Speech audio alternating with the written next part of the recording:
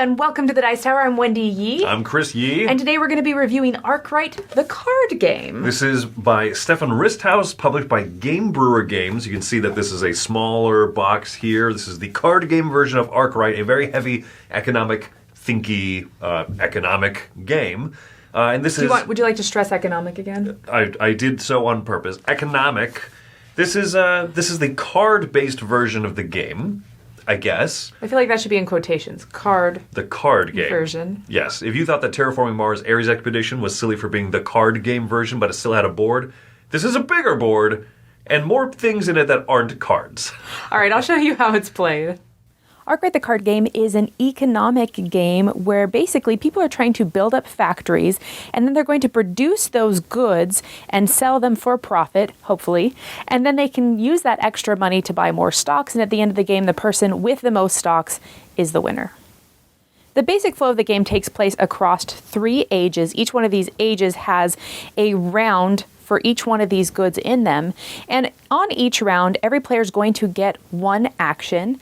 And then after that action, they get to develop or do some sort of engine building. And then they'll produce and sell whatever that resource is. That will happen for each resource in each single age. Factories are the first possible action that you can take. You start out with however many factories depending on player count and what they are. But there are 4 possible goods throughout the game, so you can have up to 4 factories in your tableau. Another couple of the actions you can choose from can actually upgrade your factories with more workers. So you can add workers by slotting them in the side. 2 more workers that I have to pay for, but it does produce more bread. The other way is to automate. So you can flip these cards around. These workers then become machines and they cost less to upkeep each round. The final action you can choose from in the game is the stock exchange action. At the stock exchange, you can purchase stocks for whatever current value that they're at. You can take out loans, which will reduce the amount of stocks you own at the end of the game, but they give you money now. Or you can refresh your boats. If you're ever out of ships, when you've been shipping and sailing and producing stuff, you can refresh them to 2 boats. The final step of the round is where all the magic and the money making and producing happens. This is where we're going to run whatever factory matches the round that we're on. So we're running bread factories this round. And so what we're going to do is we're going to pay the cost of our buildings to produce things. We're going to pay for all of our employees and our machines. And then we're going to produce this many goods depending on how many workers we have.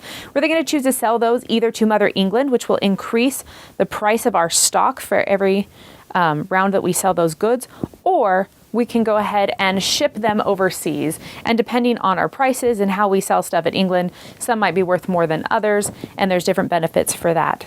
At the end of all the ages and all the rounds, what we're going to do is we're going to multiply our stocks times how much each stock is worth to see how much our portfolio is worth. But first we have to reduce the amount of stocks we have by the number of loans that we've taken out, and we're going to reduce our stock price by how many ships that we've used throughout the game. So we multiply that, pretty easy math, and we see who wins.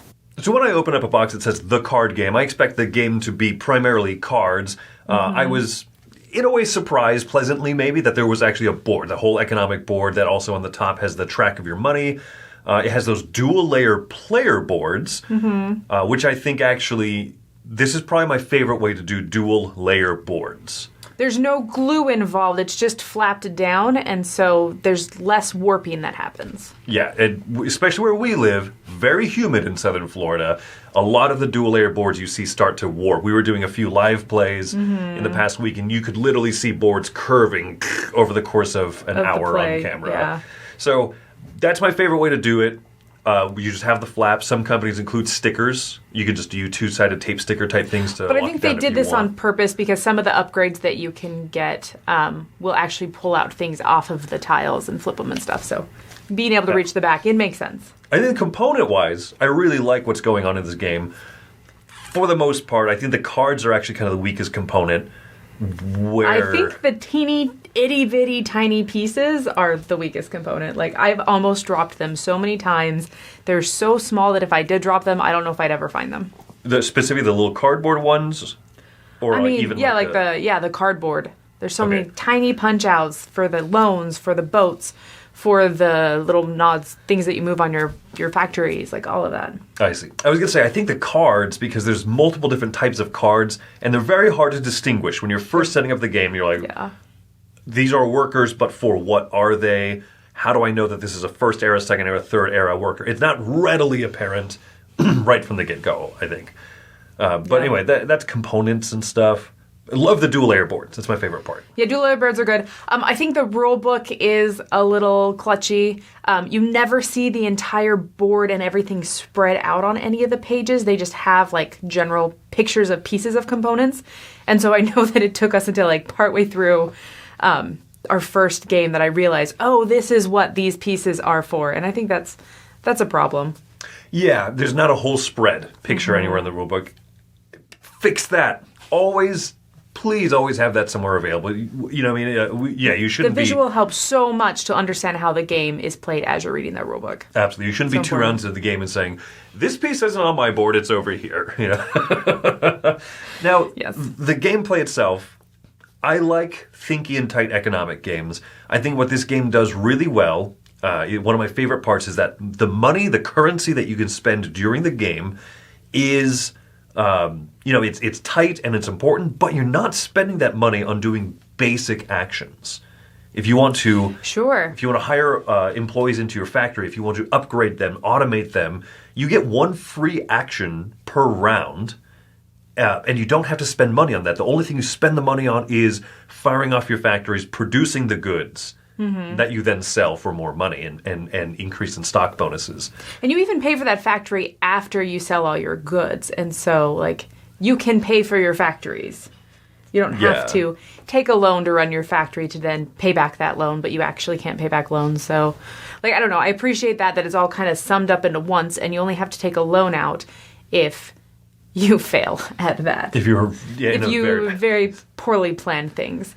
I think what I really like about this whole thing is those actions. You get that only 1 action per turn, and so you're like, okay, first round of the game, I get 1 action, and then I have to have that bread factory ready to go. It feels like, oh my gosh, how am I going to do everything that I want?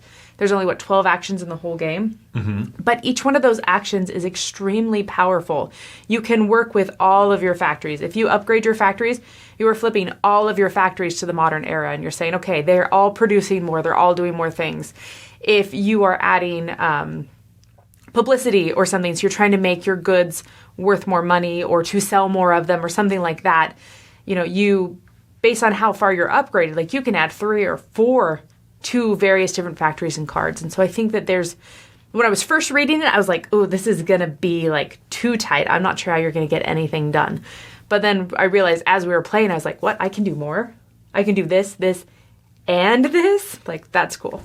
And they're all free. They don't cost that money. Mm-hmm. You get an upgrade at the end of each round. You get to... Free. Free. It just happens. And I think that's cool. I really like that dynamic.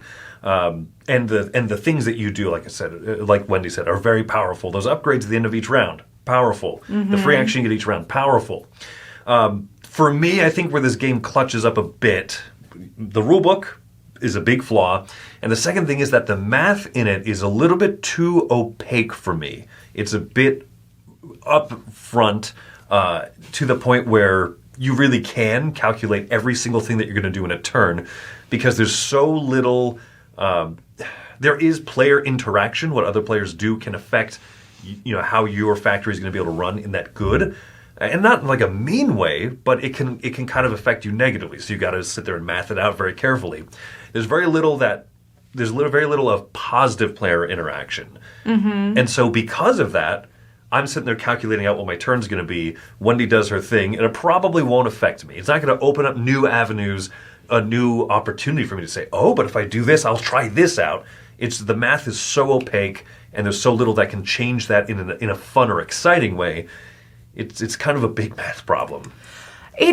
I do feel like the interaction is a little bit lacking, and I'm 100% one of those people that's fine with, playing multiplayer solitaire. I'm 100% fine with that, and this has a lot of that going on until you have the same type of factory as someone else. So in a 2-player game, one person starts with 2 factories and one person starts with 2 other factories. Out of the 4 total. Yeah. And so it isn't until someone invests in someone else's factory and starts building that as well. There's like zero competition. You're basically just competing against the preset stuff that's already on the board. And so the interaction is very slim there, which is I think is cool because then you can just math it out and you can just problem solve and it feels like a puzzle. As soon as you added that other person, you added that competition, then you start saying, oh my goodness, how can I prevent the other person from selling anything? Can I prevent them from making a profit and then running down all their money so they lose it? It goes from like zero interaction to potentially very intense interaction. And so that, I don't know, it created kind of a sudden shift to us because we didn't really invest in each other's things until like the last age. And right, so, and we could have earlier on. We could have. But then if you invest too early and you're spreading yourself too thin, there's a delicate balance. Yeah, then you 100%. can't sell stuff at the proper price and you're losing money in the end. Or just breaking even, and what's the point of that? So I think that interaction, I think I didn't enjoy the level of competition that was created by fighting for the same factories. Because there's literally a point where I just knew that you could prevent me from selling anything the last round. Yep. Like you could just make your goods so much better than I can make mine, and so I could either sell them at a loss and sell them, or I could just not sell any, and then it wouldn't be at a loss. So, and that is only I could still sell them like distantly or whatever you call that. Yeah, do the shipping. The shipping kind of thing. Yeah. And the shipping thing has its own specific cost. But if I wanted to sell stuff to England, which then increases my stock price, if I wanted to increase my stock price at all, which is in the end the victory points, then Chris could block me out of that. Yeah, so there is, negative interaction, as is the case with many economic games like this. But I think to compensate for that, I appreciate when games have moments of positive interaction. I think of Brass Birmingham or Brass, either of them. I think of City of the Big Shoulders, where you're creating more opportunities for other players as you're also making yourself stronger.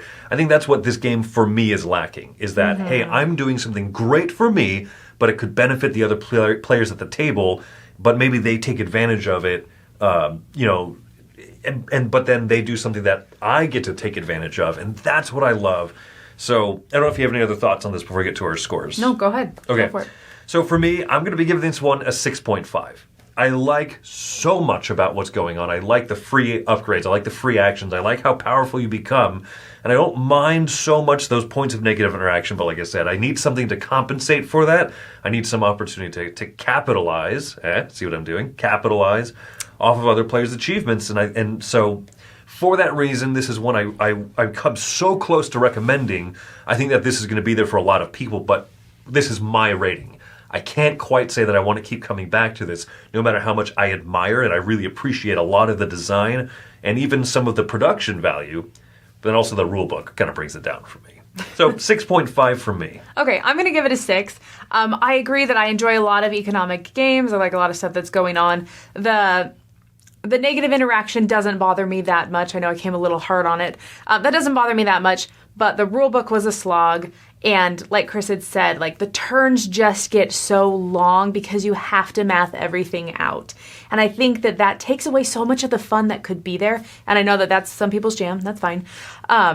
But the fact that like I'm only taking one action on my turn, but I have to calculate so many different possibilities. And then when I finally get around to producing something, I have to do so much math just to produce and remember so many numbers to say, okay, this is the value that I'm selling it at. This is how many I can sell based on this track. This is the cost. This is the blah, blah, blah. Now I have to move this down and this one up. There's just a lot of calculation that's going on, and I don't mind doing basic math. That's fine. But I almost wish that there was like a sell sheet that you could like write everything down in. So anyways, all in all, I feel like there's some production issues, there's some rulebook issues, and there's not enough fun between the turns. Even though I do think that the actions, having really big actions, is very interesting and very cool the way that they did that and how they're free, like you had mentioned. So I think that there's good, I think there's bad, but sadly not enough for me to recommend it. All right, there you go. So that's our thoughts on Arkwright the Card Game. Until next time, my name's Chris Yi. I'm Wendy Yi. Have fun crushing the competition in the economic market.